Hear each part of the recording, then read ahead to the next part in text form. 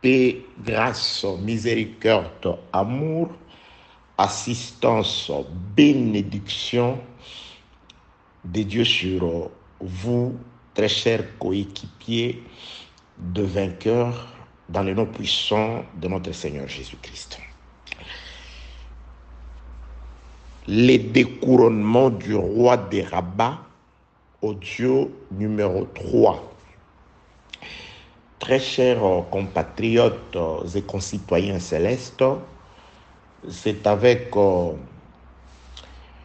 ardeur du cœur que je suis en train de vous faire parvenir la pensée de votre Dieu, la volonté de votre Dieu pour vous.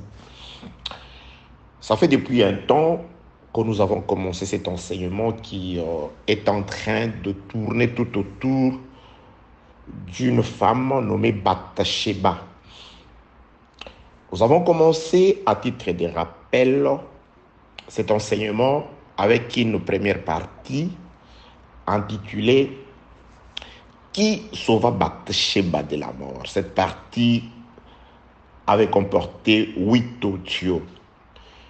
Nous sommes passés à la seconde partie. L'enseignement est le même, mais nous l'avons plutôt subdivisé ainsi afin de pouvoir ne pas avoir toute une longue série d'audios. Alors la seconde partie, nous l'avons intitulée « L'épée des fils d'Ammon pour l'expiation de Bathsheba ». Cette partie-là, la deuxième, a comporté 15 audios. Et là, nous sommes à la troisième partie, le découronnement du roi des Rabbats. Ça, c'est l'audio numéro 3, comme je viens tantôt de le dire. Bien-aimés dans le Seigneur, de quoi s'agit-il? Je voudrais d'abord que nous passions à la lecture des Saintes Écritures. Allons-y toucher à l'écriture de base. Je rentrerai, je crois, si telle est aussi la volonté du Seigneur. En tout cas, nous allons beaucoup lire aujourd'hui, selon que l'Esprit du Seigneur nous conduira. Je suis dans le second livre de Samuel chapitre 11. Je vais commencer au 9e verset. Mais Uri se coucha à la porte de la maison royale avec tout le serviteur de son maître.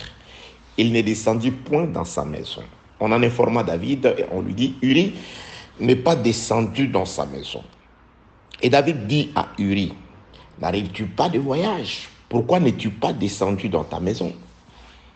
Uri répondit à David, l'arche et Israël et Juda habitent sous des tentes. Moi, mon seigneur Joab et les serviteurs de mon seigneur campent en rase campagne, et moi, j'entrerai dans ma maison pour manger et pour boire et pour coucher avec ma femme.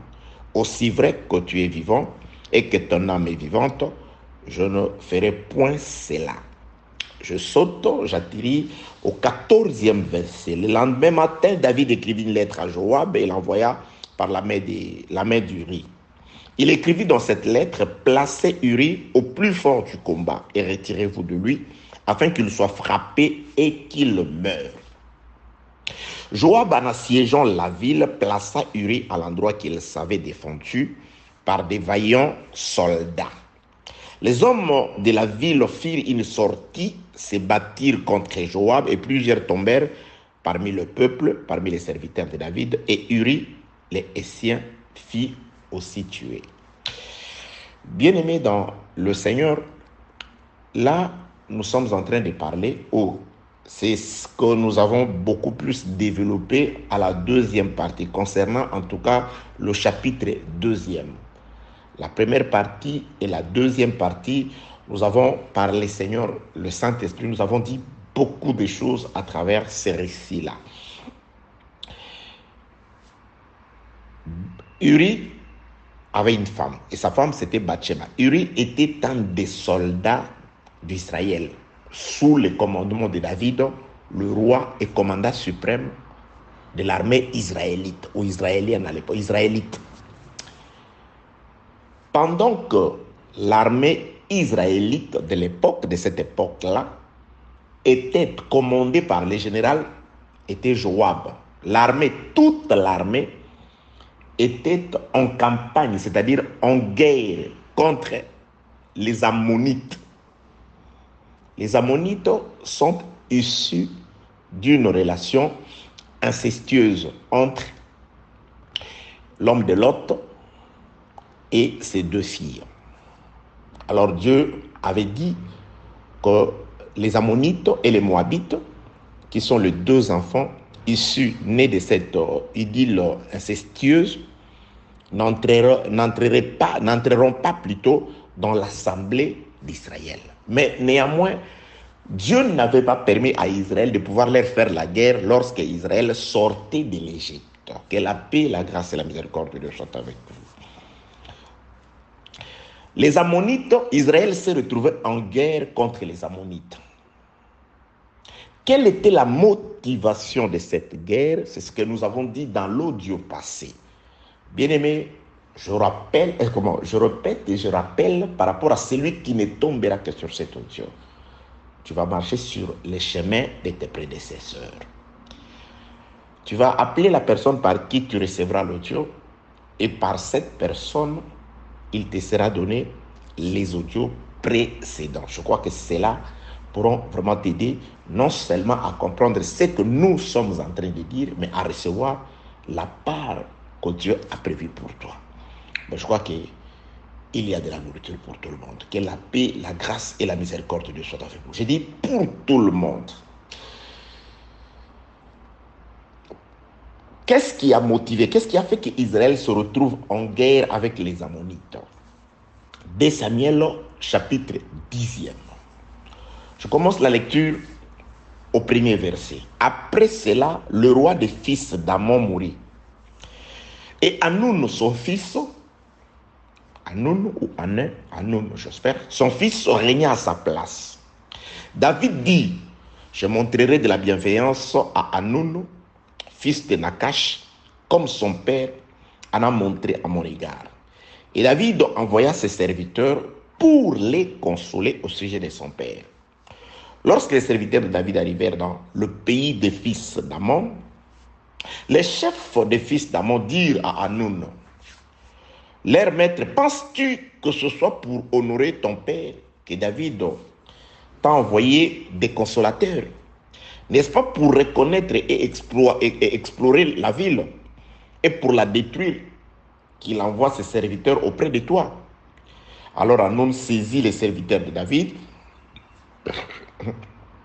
je m'excuse, leur fit raser la moitié de la barbe et fit couper leurs habits par les milliers jusqu'au haut des cuisses. Puis il les congédia. David, qui fut informé, envoya des gens à leur rencontre, car ces hommes étaient dans une grande confusion. Et le roi leur fit dire, restez à Jéricho jusqu'à ce que votre barbe ait repoussé et revenez ensuite. Les fils d'Ammon, voyant qu'ils s'étaient rendus odieux à David, firent enrôler à leur solde 20 000 hommes de pied chez les Syriens de Beth-Rehob et chez les Syriens de Tsoba, 1000 hommes chez les rois de Maca et 12 000 hommes chez les gens de Tob. À cette nouvelle, David envoya contre eux Joab et toute l'armée, les hommes vaillants. Donc au départ, David n'avait rien contre le fils d'Ammon. C'est parce que les fils d'Ammon se sont rendus hostiles vis-à-vis de David. C'est pourquoi j'aimerais intituler aujourd'hui ou sous-titrer cette partie de l'enseignement les hostilités de Hanoun, le roi des fils d'Ammon. Parce que c'est lui qui a commencé avec les hostilités. Voir l'audio précédent. J'ai expliqué et je donnais l'explication de son acte. Les consolateurs venus de chez David, que lui a humilié en le rasant la barbe à moitié et en découpant aussi leurs vêtements d'humilié jusqu'au haut des cuisses.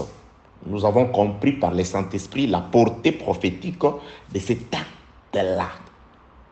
Donc laissez-moi vous donner une ligne par rapport à ces combats. Les combats où les hostilités, la guerre, la haine commencent depuis l'acte posé par les fils d'Amon au travers de leur roi. Le roi qui humilie des paisibles citoyens qui sont venus de chez David pour leur consoler, des consolateurs. Il les humilie gratuitement, sans qu'il les ait offensés. Gratuitement, il les a humiliés. C'est-à-dire le premier point où la cause de la guerre, la cause de tout ce qui va venir après, jusqu'au découronnement. Parce que le chapitre 12e, le chapitre 10, c'est les hostilités du roi Hanoun face aux envoyés d'Israël. Chapitre 11, le décès d'un innocent entre les mains des Ammonites. Et chapitre 12, la guerre contre les Ammonites, la présence de David chez les Ammonites et le découronnement, la destruction du Rabat, la ville des Ammonites, le découronnement de leur roi. Quel roi? Le même, celui-là même qui avait humilié les serviteurs de David. Que la paix, la grâce et la miséricorde de Dieu soient avec vous. Maintenant, je nous donne un plan. Je bénis les seigneurs, bien-aimés dans les seigneurs, bien-aimés en Christ, en Jésus-Christ, par rapport au message que je reçois, par rapport aux appels que je reçois. Surtout de la part de ceux qui n'écoutent l'évangile de Jésus-Christ que par ses audios. Vraiment, et vous ne savez pas la joie que ça me procure. Je me vois utile pour vous, bien-aimés dans les seigneurs. Vos messages sont vraiment un encouragement. Vos messages, c'est une part de responsabilité dans notre cœur. Nous nous disons, nous devons le faire. Et nous devons le faire avec crainte et tremblement. De manière à ce que le levain ne s'y mêle pas. Car Jésus-Christ nous avait prévenu qu'un peu de levain fait lever toute la pâte. Notre prédication ne peut pas être basée sur l'erreur, ni sur autre chose ou autre raison non convenable aux raisons décrites dans les Écritures pour que la parole de Dieu soit prêchée. Que la paix, la grâce et la miséricorde de Dieu soient avec vous. Donc, bien-aimés dans le Seigneur, le point, la cause de la guerre, la cause de tout ce qui va se passer entre les Israélites et les Ammonites, c'est l'hostilité. C'est l'acte posé par leur roi. N'eût été qu'il ait posé cet acte vis-à-vis des paisibles citoyens qui ne sont arrivés que pour leur consoler par rapport à leur situation de deuil. Bien-aimés dans le Seigneur, tout ce qui est arrivé ne serait pas arrivé. C'est-à-dire, premièrement, si le roi Hanoun avait paisiblement reçu les consolateurs lui envoyés par David et qu'il ne les avait pas humiliés de cette façon, Israël serait en paix avec le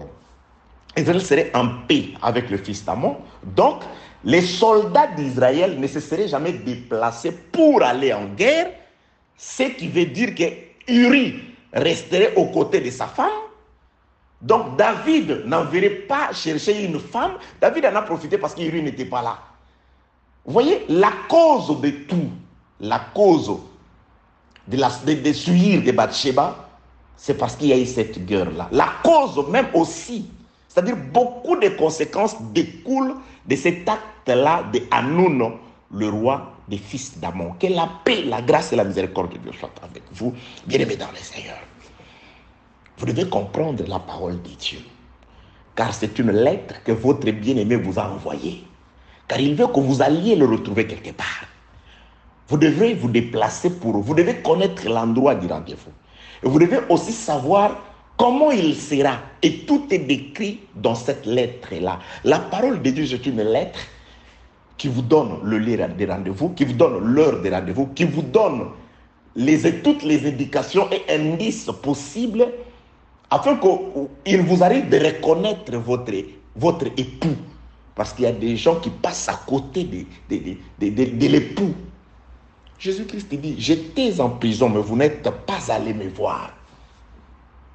J'étais malade, vous n'êtes pas allés me voir. J'avais faim et vous ne m'avez pas donné à manger. C'est-à-dire, nous sommes au temps où Jésus-Christ est en prison, il faut aller le voir. Là, je l'explique aussi. Ce que nous sommes en train de faire, nous suivons Jésus-Christ en prison, lorsqu'il est en prison. Parce que l'ancienne alliance, c'était aussi la prison de Jésus. Là, il était emprisonné dans la loi. Parce que l'agneau, c'était une prison qui cachait Jésus. Il faut y aller là-bas, aller découvrir le Seigneur. Ah Seigneur, tu es en prison, nous sommes venus te voir en prison. Donc, à travers cet acte qui se passe dans 2 Samuel chapitre 10, 11 et 12, là, c'est le Seigneur en prison. Nous descendons en prison. Nous allons le voir. Donc, à travers Élie, c'est toi qui s'y cachais. Oui, j'étais là. Nous allons visiter le Seigneur. Nous allons le faire sortir de la prison afin de le manifester ou que vous le voyez. Que la paix, la grâce et la miséricorde de Dieu soient avec vous. C'est pourquoi Jésus-Christ a promis les yeux à ses disciples. Vous me verrez. Vous me verrez. Bien aimé, la grande promesse, c'est de voir le Seigneur. Vous ne le verrez pas si vous ne le voyez pas aujourd'hui. Où est-il? Mais c'est là où est le cadavre. Où est le cadavre? Mais c'est là où s'explique, se déchiquette le corps, où l'enseignement est en train d'être déchiqueté, où chaque pièce est en train d'être mise à sa place. Que la paix, la grâce et la miséricorde de Dieu soient avec vous. Donc, bien aimés, dans le Seigneur. Nous sommes en train de dire que toutes les conséquences qui suivent ne découlent que de cet acte causé, opposé par le roi des fils d'Ammon, le roi Hanoun. Il a humilié des paisibles citoyens et cela a irrité David. David a dépêché des soldats pour aller lui faire la guerre. Et cette guerre a entraîné beaucoup de nations. Il y a eu des gens des Maccas qui ont été associés par le prince Hanoun, et le roi Hanoun. Il y a eu les gens de Syrie. Il y a eu plusieurs nationalités qui ont combattu dans cette guerre-là. C'est toute une guerre multinationale. Que la paix, la grâce et la miséricorde de Dieu soient avec vous. Nous avons dit beaucoup de choses à exhorter concernant la multinationalité de cette guerre aujourd'hui, selon la doctrine. Que la paix, la grâce et la miséricorde de Dieu soient avec vous. Retournez, écoutez l'audio numéro 3e, ou deuxième. Voilà, ça c'est le 3e audio. Très chers coéquipiers dans l'équipe des vainqueurs, oui, bien aimé dans le Seigneur, il est écrit que plusieurs courent, mais un seul remportera la couronne. Le seul qui remportera la couronne, c'est Jésus-Christ. Donc si vous ne faites pas partie du corps de Jésus, la couronne n'est pas pour vous, car la couronne sera posée sur la tête. Et nous autres membres, nous profiterons de la gloire. Car lorsque la tête est couronnée, c'est tous les corps qui bénéficient de cette gloire. Nous sommes plusieurs, mais nous formons un seul corps. Nous sommes plusieurs membres, mais nous formons le corps du Seigneur Jésus-Christ. Car l'Église est son corps. Lui, c'est la tête et la couronne, c'est sur sa tête. Les vainqueurs, c'est le Seigneur, c'est-à-dire la parole. Pour être vainqueur, il faut marcher avec la parole. Il faut vivre la parole. Il faut écouter les conseils de la parole. Il faut exécuter les œuvres de la parole. Il faut te coucher selon la parole, te relever selon la parole, marcher selon la parole, prêcher selon la parole, écouter selon la parole, servir selon la parole, donner selon la parole, recevoir selon la parole, se marier selon la parole, faire des affaires selon la parole. Tout doit être fait dans le marge ou dans les limites de la vérité de la parole. Que la paix, la grâce et la miséricorde de Dieu soient avec vous au nom de Jésus-Christ.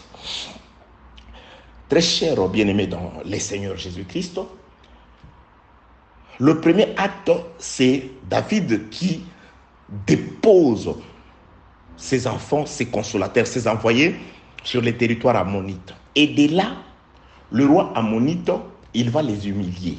Et cette humiliation, David envoie ses hommes à Jéricho. Il leur dit plutôt, ne retournez pas ici, vous ne retournerez pas ici, en tout cas, tant que vous ne serez pas comme vous êtes partis. Bien aimé dans le Seigneur, on ne peut retourner à Jérusalem que si on a récupéré tout ce qu'on avait perdu. Nous devons récupérer la paix que nous avions autrefois auprès de lui. C'est pourquoi Jésus-Christ, quand il vient nous voir, les couturiers qui vont coudre nos vêtements qui ont été déchirés par le roi Anon, par le diable sur la terre, le couturier Jésus, quand il dit, je vous laisse la paix, parce que vous êtes un peuple de paix, vous êtes des fils de paix. Car lorsque le prophète, car il a été dit par Jésus, c'est lui qui recevra un prophète en qualité de prophète, c'est Jésus. Il recevra la récompense, la couronne réservée à la parole au prophète. Nous le recevons et sa paix est restée avec nous. Et quand Jésus-Christ parle aujourd'hui à travers le Saint-Esprit dans la bouche de ses saints prophètes et apôtres, il n'est en train que de nous rendre ce que nous avions autrefois auprès de lui. Donc, Jéricho aujourd'hui, c'est l'église. C'est là où on est en train de pouvoir coudre les vêtements déchirés. On est en train de pouvoir mettre un peu de produits que nous, quand on grandissait, appelions pousse-poil, afin de pouvoir repousser la barbe. Parce que David dit, vous ne rentrerez que lorsque la barbe repoussera. Alléluia. Que la paix, la grâce et la miséricorde de Dieu soient avec vous. Ça, c'est un enseignement. Aujourd'hui, j'ai juste frôlé parce que nous sommes en direction. Notre destination, c'est le découronnement de ces rois. Mais on ne pouvait pas parler du découronnement du roi des fils d'Amon sans pour autant vous exprimer que David ne le fait pas parce qu'il s'est réveillé un matin, il dit, bon voilà, je voudrais juste récupérer la couronne de ces rois-là. Non, nous sommes en train de vous montrer que ces rois-là, c'est lui qui s'est rendu hostile le premier. C'est lui qui a commencé la provocation. C'est lui qui a provoqué David le premier. C'est ce roi-là de fils d'Amon, le roi Hanoun. Donc, ce que David fait dans le chapitre 12e, il vient marcher sur sa ville Rabat, il vient détruire tout le monde, anéantir et lui enlever la couronne, c'est de par sa faute.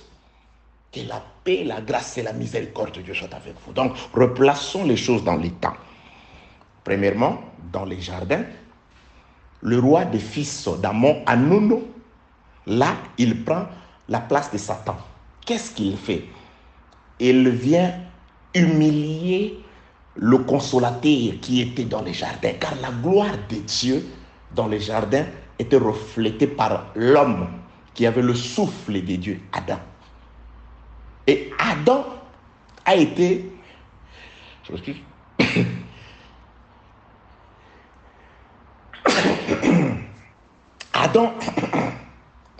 Adam a été humilié par Satan, par le diable.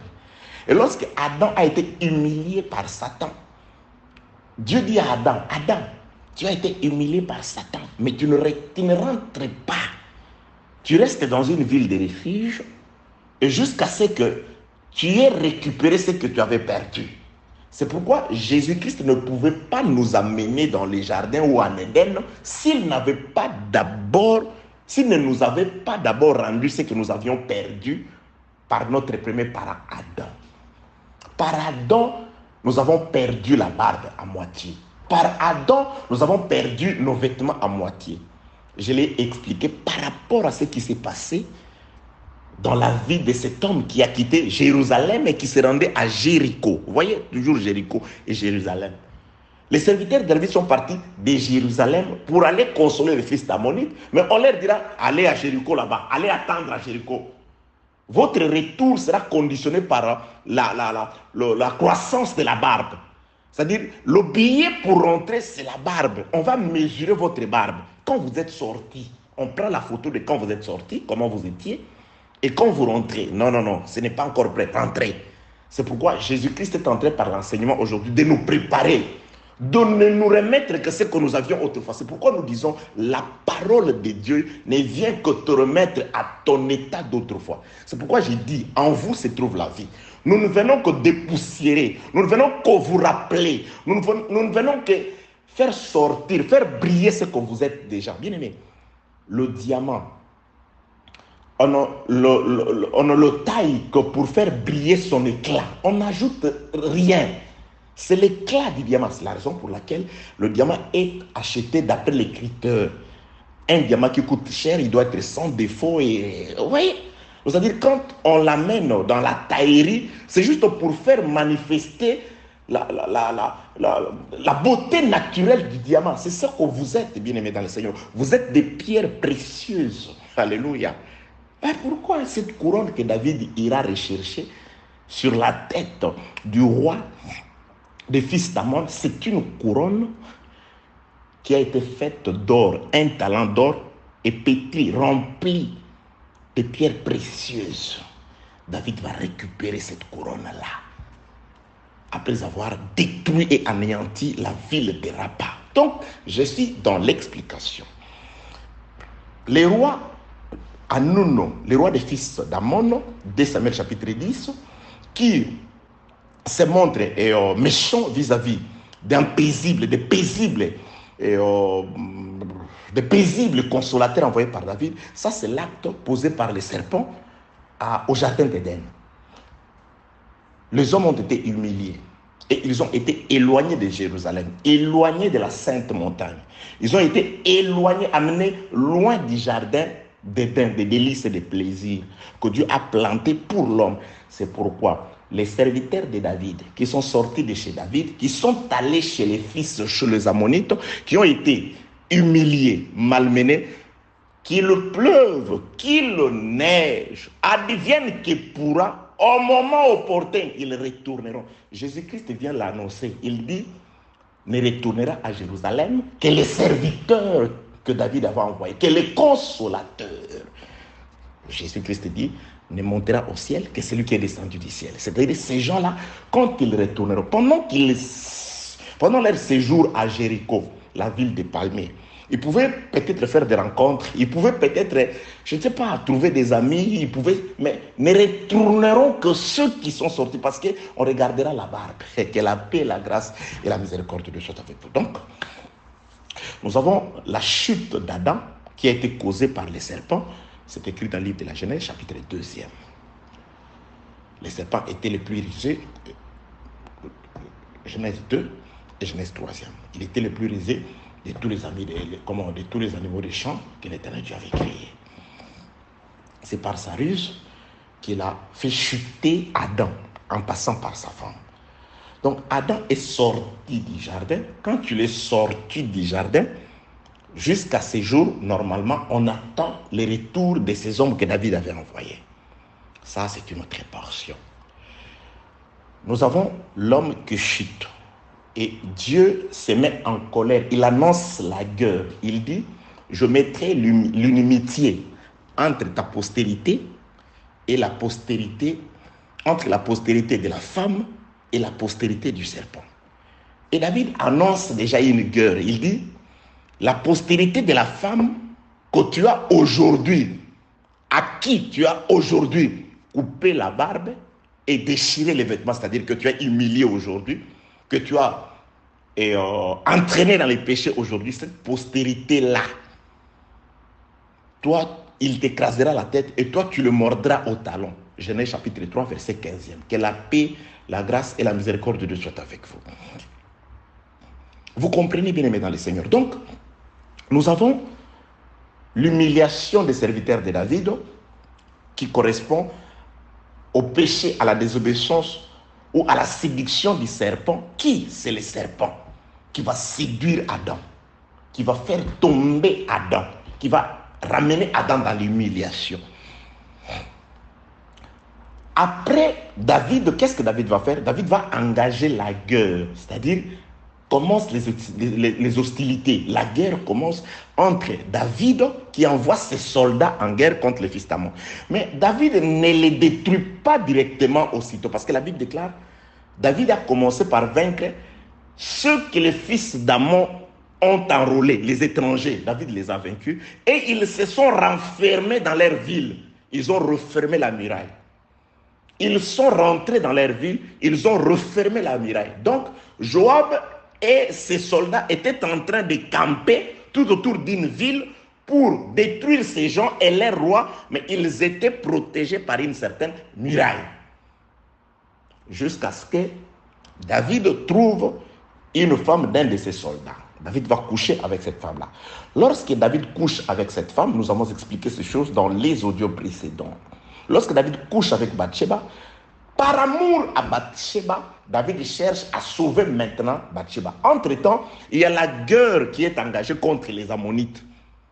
Pendant qu'il y a la guerre, David maintenant commence à chercher les stratégies de sauver une femme qui était candidate à la mort.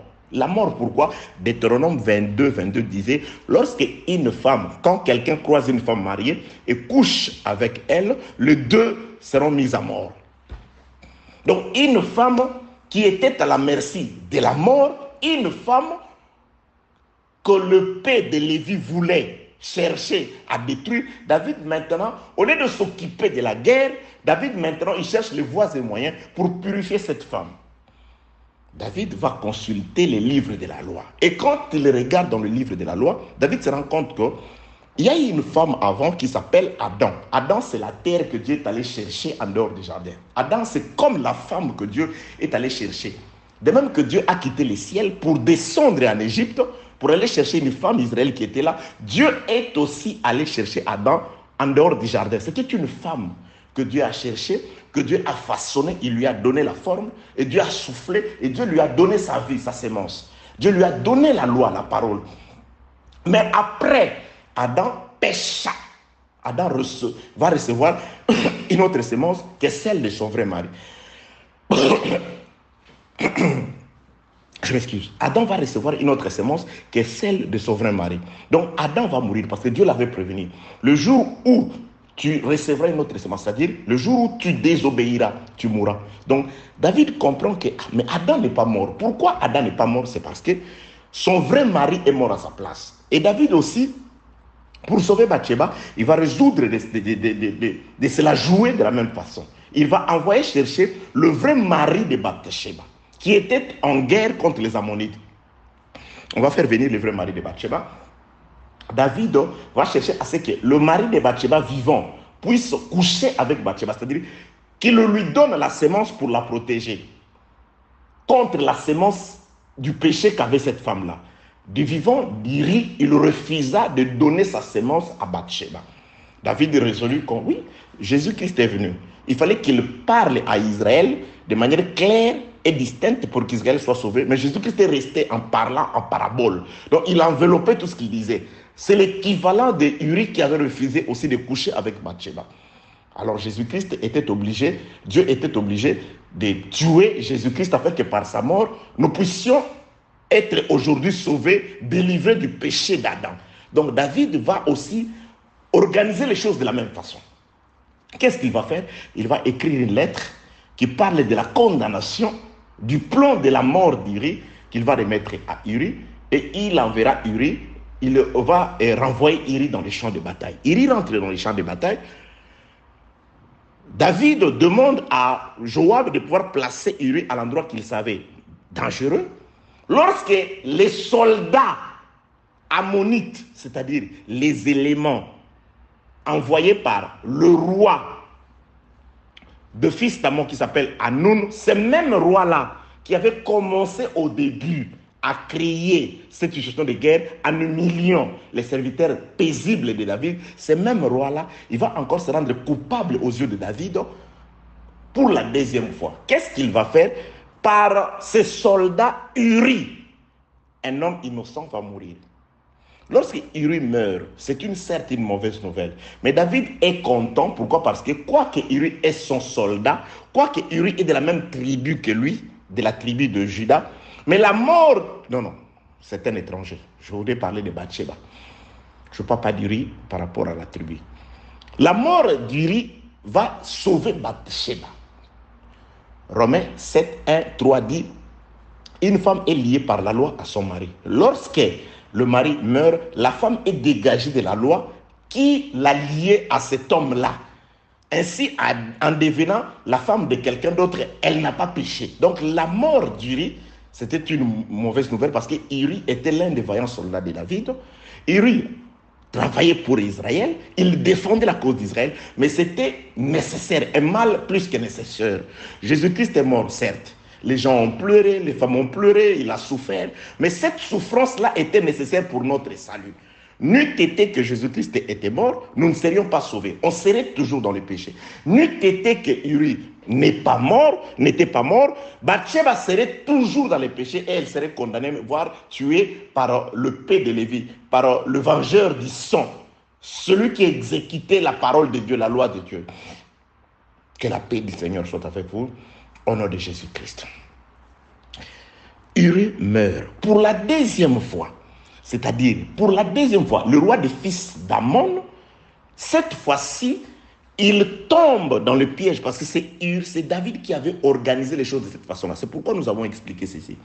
Le fils de, le soldat ammonite, les travailleurs de Hanoun, les rois, ils pouvaient se dire, nous sommes forts, nous sommes vaillants, voilà, nous avons fait tomber aujourd'hui un grand soldat. Oui, ce n'était pas par leur force, ce n'était pas par leur stratégie. Toute la stratégie a été organisée. Où il est préparé par David, le roi d'Uri, pour faire tomber Uri.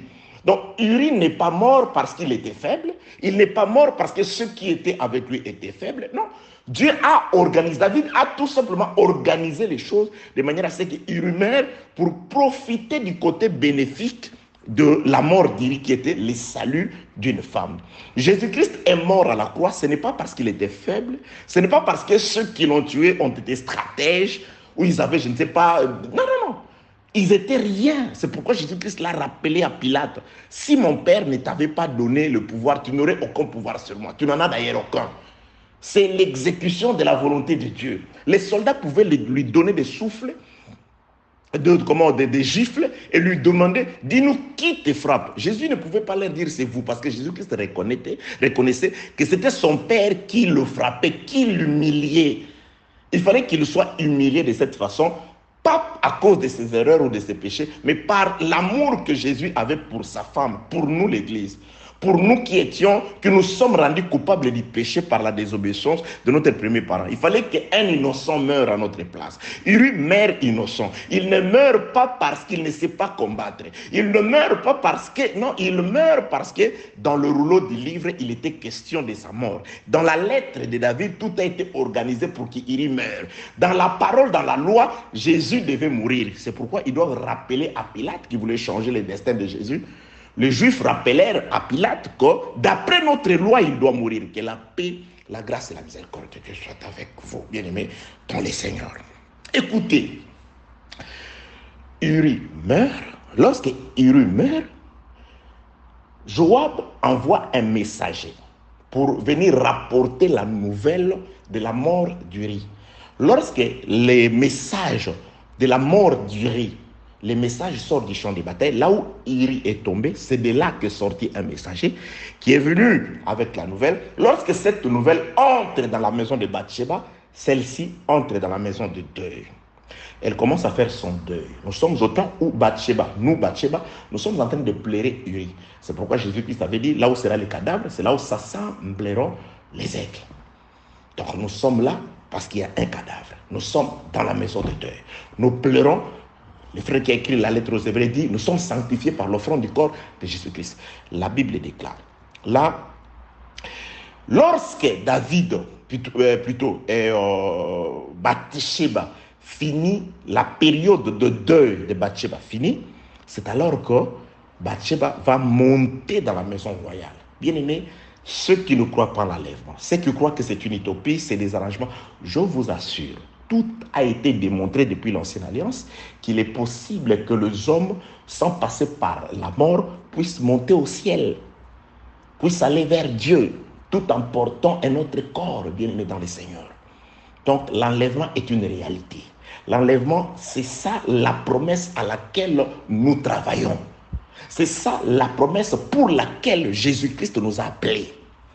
Jésus-Christ ne nous a pas d'abord appelés pour le millénium, non, pour nous d'abord l'enlèvement, bien dans le Seigneur. Tout le reste vient après. D'abord l'enlèvement, c'est-à-dire si nous travaillons, si nous gênons, si nous prions, si nous craignons Dieu, tout d'abord la première récompense, la première promesse de l'Église, c'est l'enlèvement. La mort peut te surprendre avant l'enlèvement, bien aimé dans les Seigneurs, même si tu mourrais. Mais si tu conserves la vie, la parole en toi, l'enlèvement sera toujours effectif pour toi. Il sera toujours d'actualité pour toi, même dans la tombe, parce qu'au son de la trompette, c'est d'ailleurs les morts en Christ qui ressusciteront premièrement. Et nous qui sommes vivants, gloire à Dieu, ce corps se transformera. Ensemble, nous irons dans les airs à la rencontre du Seigneur. C'est une réalité. Donc, Bathsheba, après avoir passé ces jours de deuil, Bathsheba doit remonter dans la maison royale.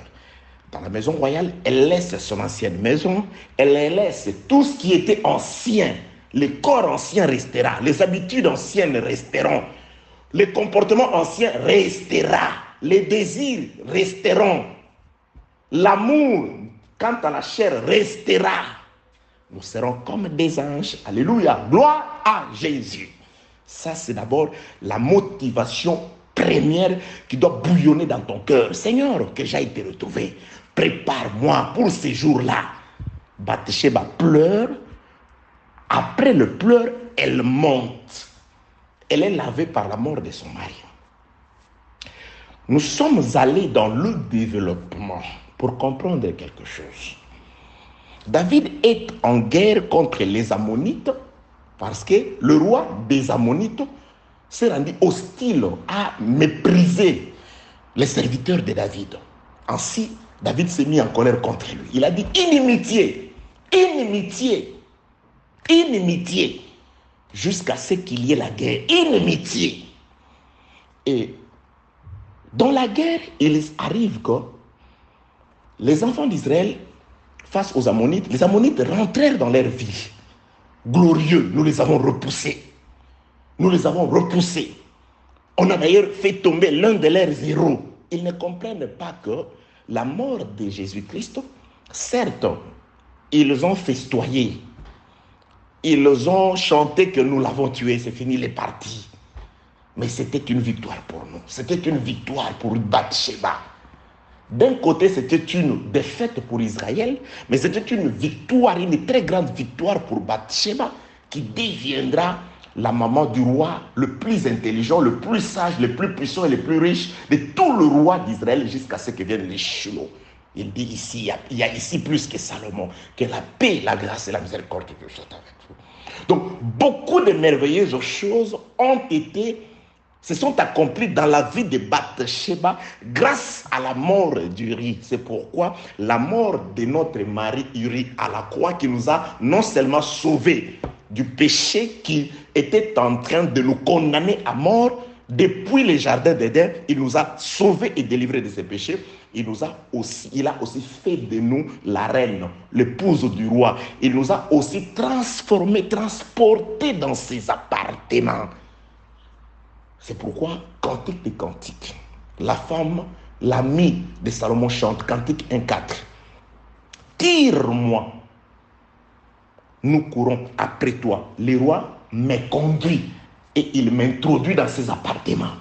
Le roi est venu par sa mort, il nous a tirés. Nous étions sur terre, nous étions endormis. Il nous a réveillés, il nous a tirés, il a tiré notre âme de la mort. Il a fait de nous des athlètes. Cantique des Cantiques 1,4. Nous sommes en train de courir, pas à côté de lui, pas devant lui, mais après lui. J'aime ces passages des Écritures. Je répète, c'est un enseignement. Allez sur YouTube.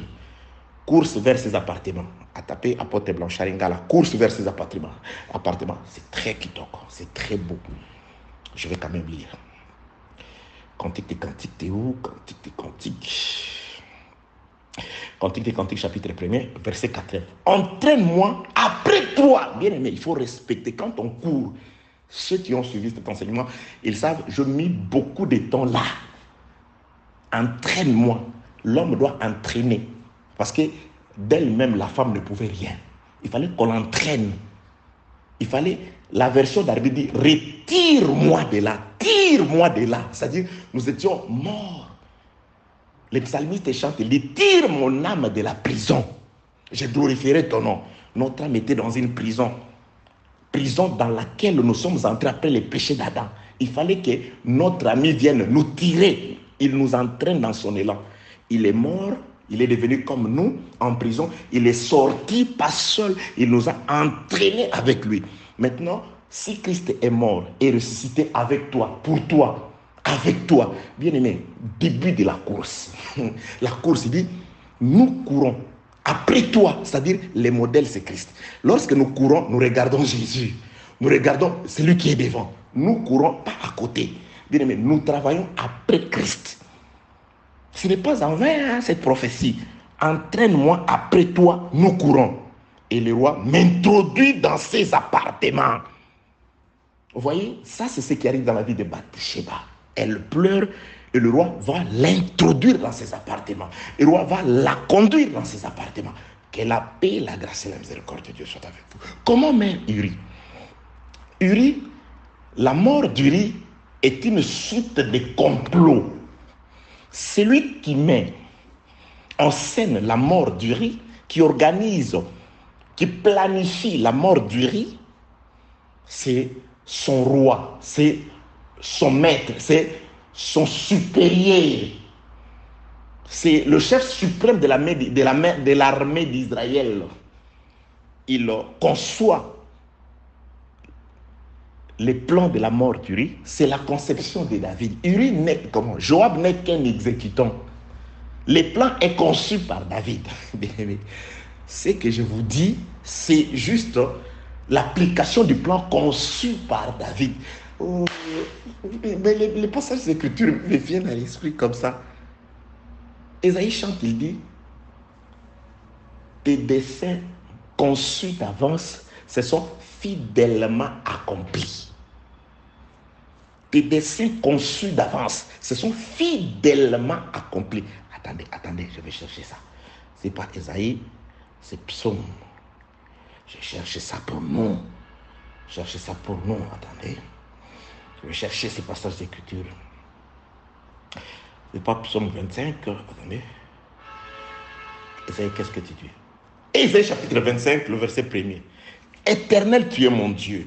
Je t'exalterai, je célébrerai ton nom, car tu as fait des choses merveilleuses. Tes desseins conçus d'avance se sont fidèlement accomplis.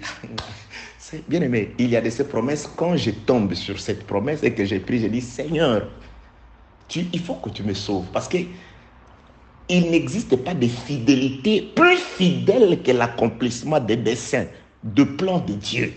Bien aimé, c'est que Dieu a conçu. La conception, c'est une décision que l'on prend en soi-même. Je conçois l'idée de voyager. C'est-à-dire, tu prends cette idée. Dieu a conçu de lui-même, sans conseiller, tes desseins conçus d'avance, ton plan conçu d'avance, se sont fidèlement accomplis.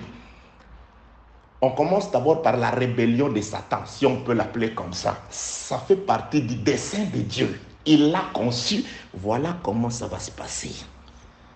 Tout s'est accompli dans toute la fidélité, bien-aimé dans le Seigneur. Ce n'était pas un hasard qu'on puisse prendre Jésus, qu'on l'arrête. Alléluia. Dieu est merveilleux. Bien-aimé, je dirais, ces versets des Écritures, d'Ésaïe chapitre 25, verset 1er, c'est une mine d'or. C'est une vraie mine d'or. Il y a trop de choses là-bas. Tes desseins conçus d'avance se sont fidèlement accomplis. Là, c'est le psalmiste qui va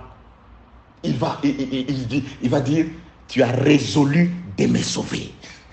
Les desseins de Dieu qu'il a conçus pour toi, c'est une résolution du salut. Dieu avait résolu de te sauver. Il a ainsi conçu un dessein, un plan. L'œuvre de la mort, c'est l'accomplissement du dessein que Dieu a conçu. C'est l'accomplissement. Ce dessein a été abouti par la résolution de te sauver. C'est pourquoi aujourd'hui, il a choisi de te sauver par l'évangile. Il a choisi plutôt de te sauver par la bonne nouvelle. Que Dieu te bénisse au nom de Jésus-Christ. Alors, les desseins de Dieu, David est en train d'écrire un dessein. Voilà, vous prendrez Uri. Vous le mettrez à la place qu'on dit être défendu par les vaillants héros. la place, vous allez le placer là-bas. Et lorsque les Ammonites, le roi des Ammonites, Hanoun, le même qui avait méprisé mes serviteurs là-bas, qui a cherché, qui est la cause, la source de tous ces problèmes. Qui en est la source? Quand il sortira cette fois-ci, vous le laisserez. 1. Frapper Uri. 2. Les tuer. David conçoit les plans. Il remet le plan entre les mains de Joab et le plan et Uri entre les mains de Joab. Uri, juif comme Joab, il va prendre David, il va le mettre, le servir comme sur un plateau d'or au fils des Ammonites. Nous sommes allés dans le livre des Psaumes chapitre 2e, plutôt Actes des Apôtres chapitre 2e, où Pierre explique ce que l'acte de David, il explique par rapport à la vie de Jésus-Christ. Pierre l'explique dans le livre des Actes des Apôtres chapitre 2e. Il dit ceci, Actes des Apôtres chapitre 2, commençons au 21e verset. Écoutez ce que Pierre dit. Alors quiconque invoquera le nom du Seigneur sera sauvé. Homme israélite, écoutez ces paroles. Jésus de Nazareth, cet homme à qui Dieu a rendu témoignage devant vous par les miracles, par les prodiges et les signes qu'il a opérés par lui au milieu de vous. Comme vous le savez vous-même, cet homme livré selon les desseins, livré et arrêté selon la préscience de Dieu. Quand on livrait Jésus et quand on l'arrêtait, c'était selon la préscience de Dieu. Quand on prenait Joab et Uri, Joab prenait Uri et qu'il les plaçait à cet endroit-là, c'était d'après la préscience de Dieu, la préscience, les desseins, la lettre, la conception du plan par David. Joab n'est que quelqu'un qui replace les joueurs. Vous savez, dans certains matchs de football, vous voyez l'arbitre, on lui a collé rouge, c'est-à-dire il ne peut plus, plutôt pas l'arbitre, le coach, l'entraîneur, on lui a donné le carton rouge, il reste au vestiaire rouge, je ne sais pas, il est à la tribune là-bas, c'est le coach ou l'entraîneur adjoint qui est au bord du terrain avec les joueurs. Mais très souvent, tout ce qu'il fait, il a soit un morceau de papier, il ne coordonne, parce que celui qui a fait tout le plan, c'est l'entraîneur. Mais comme lui, il a un carton rouge, il ne peut pas être au bord du terrain, commencer à crier aux joueurs, hey, prends là-bas, à gauche, à droite. Maintenant, qui fait cette histoire? C'est l'entraîneur adjoint. Il le fait sur les ordres de l'entraîneur titulaire, qui soit quelque part, il est resté soit chez lui en voyage, je ne sais pas, il est en train de suivre à la télé, ou il est dans les gradins avec tout le monde, ou il est, je ne sais pas, dans le vestiaire, mais il n'est pas là. Mais le coach adjoint ou son substitut ne fait rien. Il ne fait que les classements des joueurs. C'est lui qui le fait, c'est l'entraîneur titulaire. Mais il n'est pas là. Comment il peut, je ne sais pas, avant il pouvait utiliser des écouteurs comme ça, il peut appeler. Non, tu dis à Blanchard là-bas, c'est pas comme ça. Tu dis à Blanchard de jouer, au gardien. Joab, c'est juste un entraîneur adjoint qui est là, qui replace les joueurs, qui coordonne les jeux selon les ordres, selon la nature, selon les classements, tous les tactiques de l'entraîneur titulaire, mais qui n'est pas sur le terrain. Alléluia. Tes desseins conçus d'avance se sont fidèlement accomplis. Tu as résolu de nous sauver. Mais la résolution du salut de Dieu pour nous devait passer par la mort de Jésus. Que la paix de Dieu soit avec vous. C'est pourquoi Pierre répète, il dit, cet homme livré, Actes des Apôtres 2, 23, cet homme livré selon les desseins arrêté et selon la préscience de Dieu, vous l'avez crucifié, vous l'avez fait mourir par la main des impies. Vous l'avez crucifié. Joab, tu as crucifié.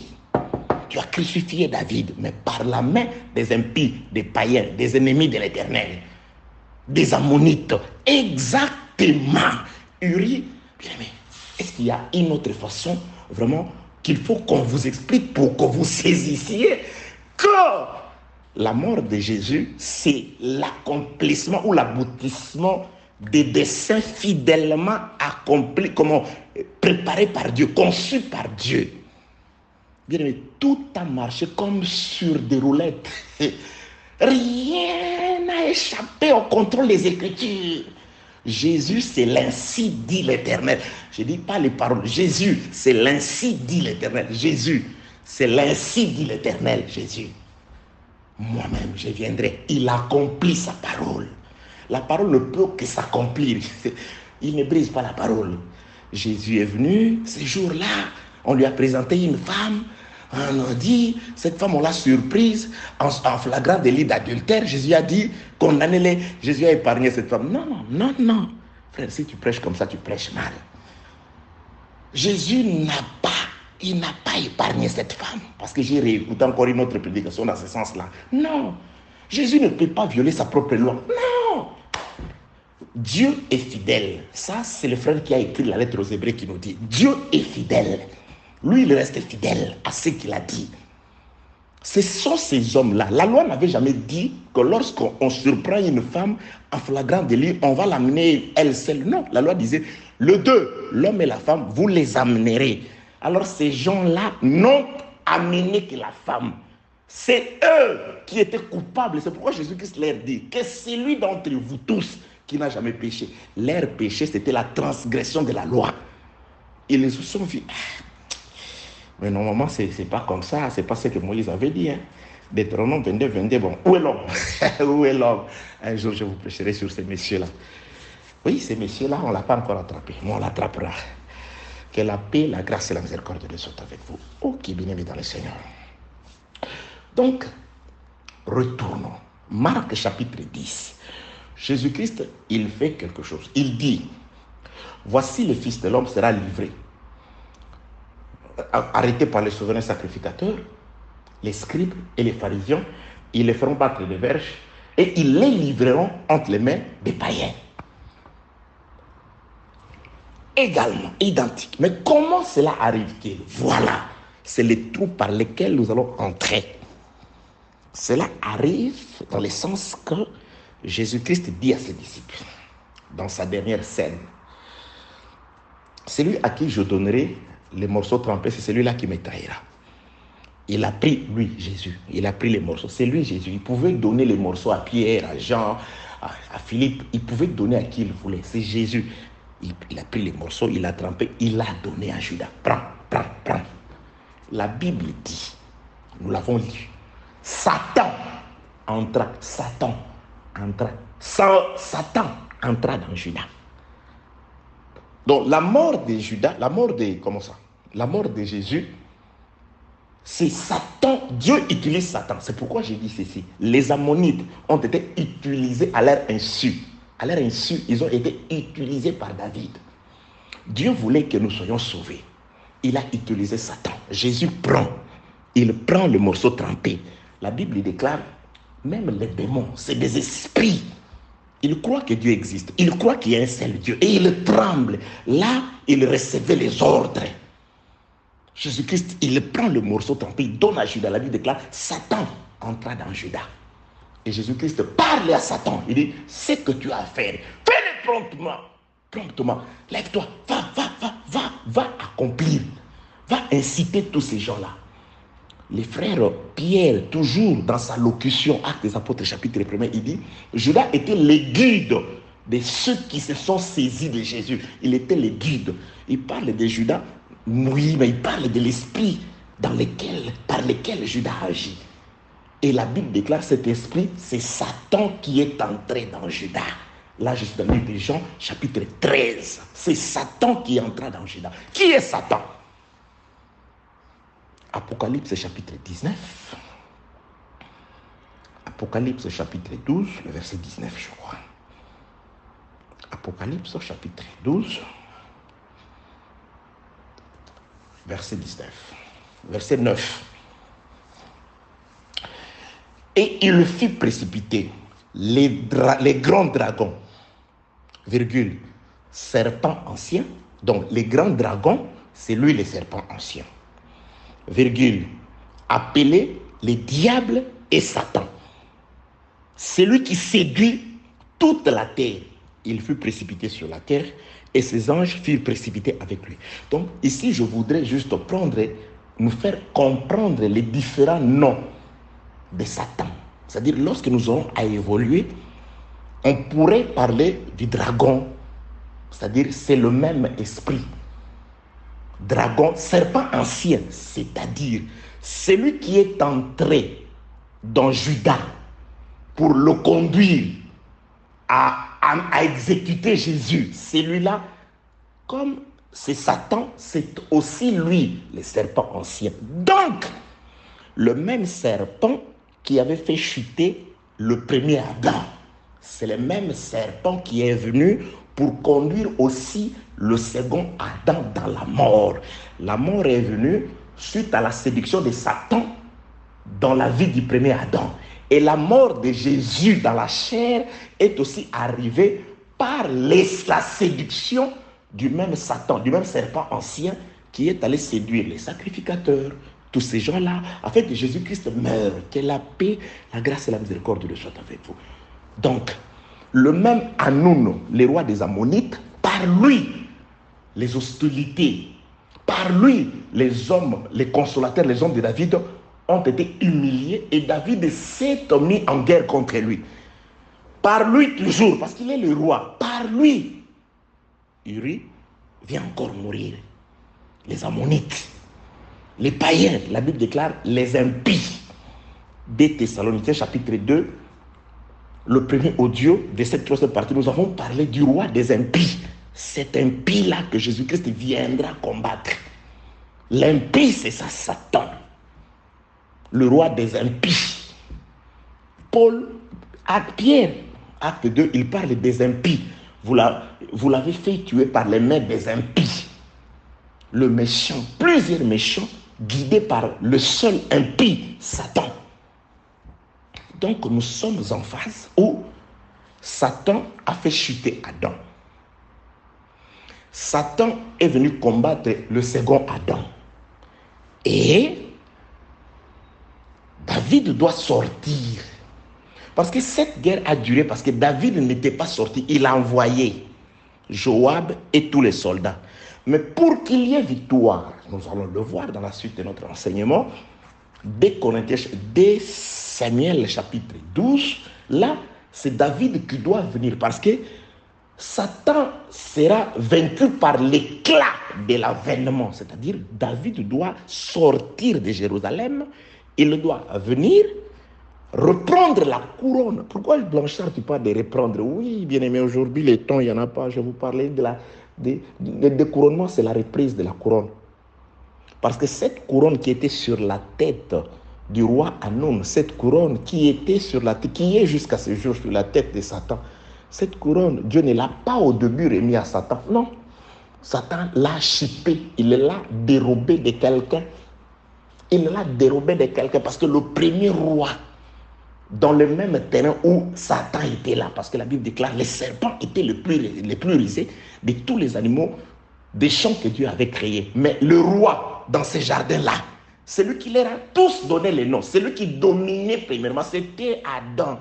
La couronne royale, Dieu l'avait placée sur la tête d'Adam.